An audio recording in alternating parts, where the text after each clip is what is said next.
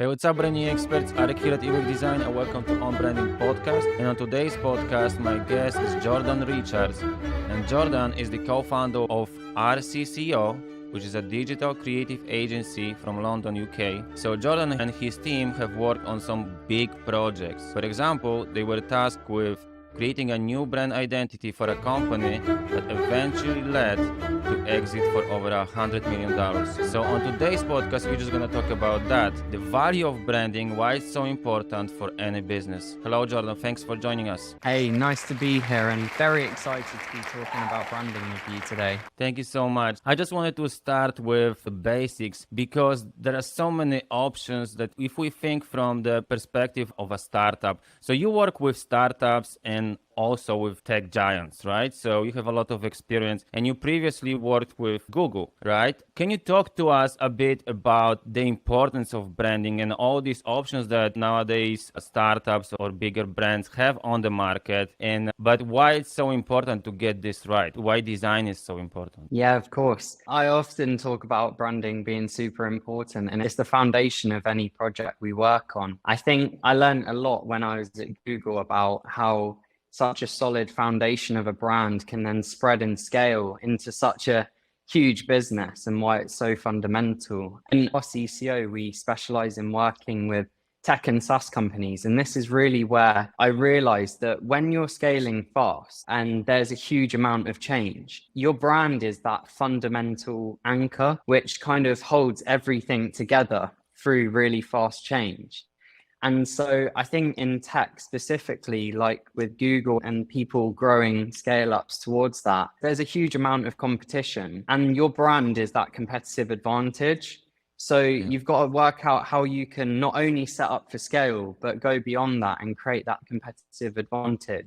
You can have a great product, but if you don't have a clear brand and story that people are going to remember, you're going to start falling short. So I think what we try to do is always take from the giants and really aspire to the level they're at, but with growing brands in the tech space. Right. No, this is awesome. It basically summarizes. So just for our listeners, the takeaways: professional, bigger than you actually are.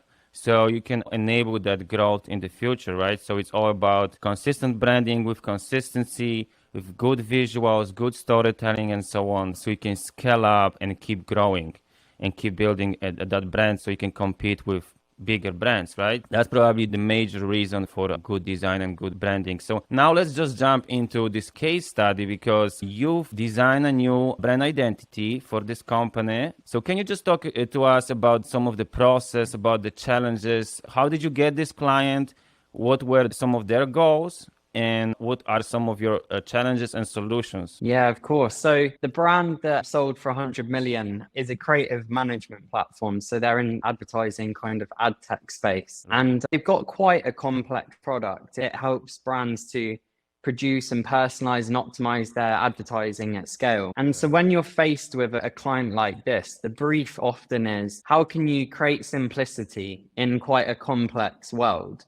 And of course, where you need to start is the brand. And so we really wanted to strike a balance with this project of getting across their bold and playful personality, but actually solving their goal of communicating their product's value. And kind of going back to what I said a minute ago with brand being that thing, the stable foundation that goes from 2 people to 200 people.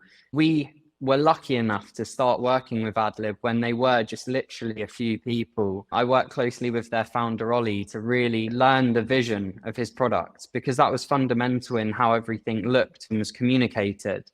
And we were working as a creative hub across their journey.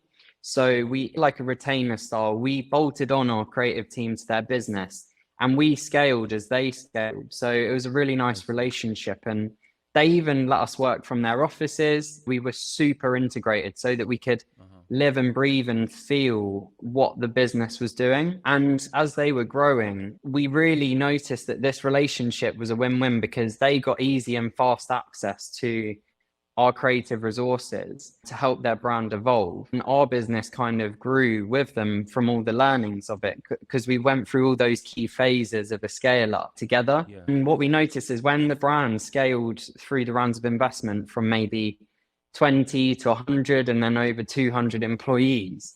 The brand that we set at the start, it's not fair to say it stayed the same. I think often we can think that brand strategy and brand identity has to remain completely consistent for it to be successful.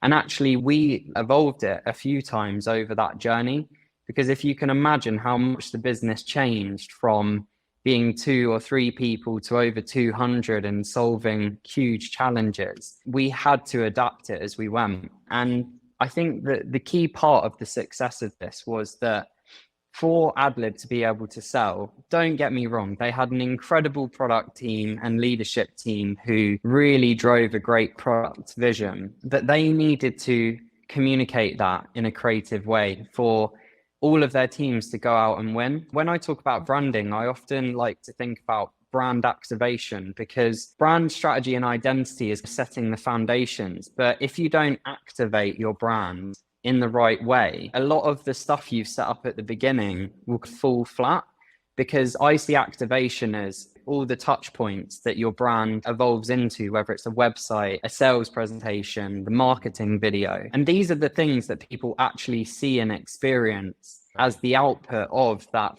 brand fundamentals. So what we like to do as business is we have some skill sets in these different areas, and we were kind of the brand guardian across all of it. So we made sure that the identity and the messaging across all those touch points was really nailed. And what that meant was that the brand could scale, because we were only less than 20 people and they had over 200 employees. So we couldn't do everything for everyone.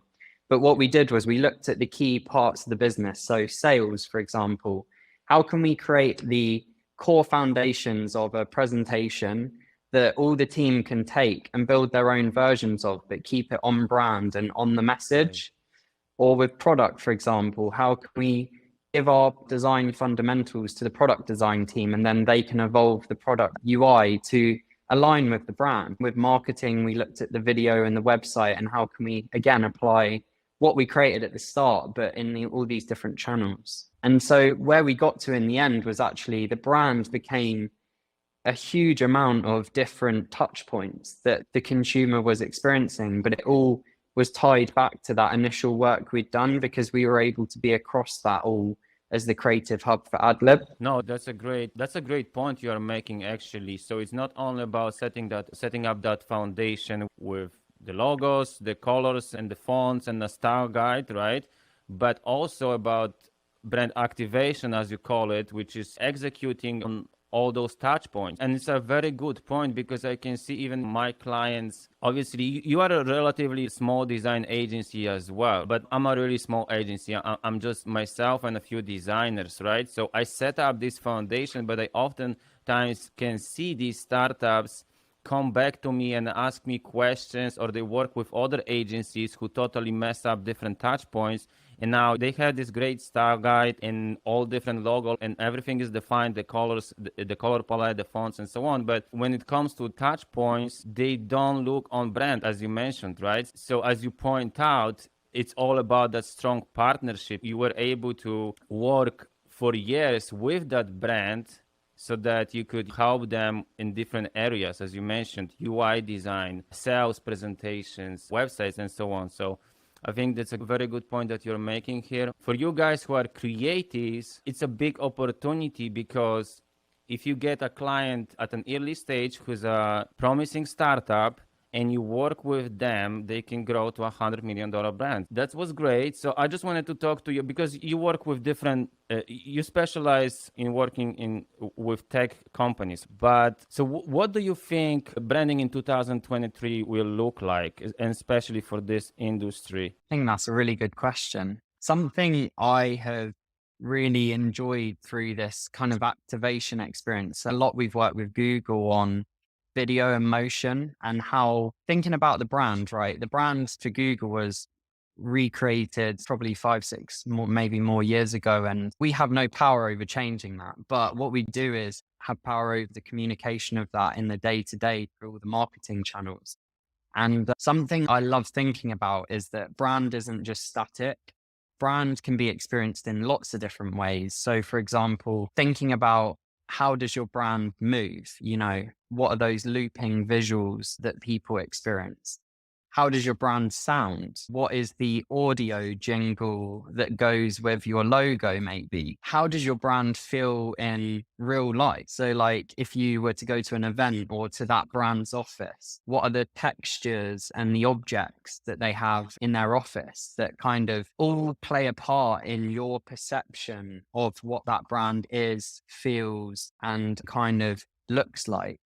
So, for me, we've created a video production team in the last couple of years. And that's enabled us to go beyond, again, looking at just the static brand, actually looking at what is the brand in the real world life and what is the brand in movement. And those different aspects is really fascinating to me. So I think for 2023, with video playing such a big part across social media and advertising, again, thinking about how can you communicate your brand's personality and tone of voice through different kind of mediums like movement and motion and kind of audio.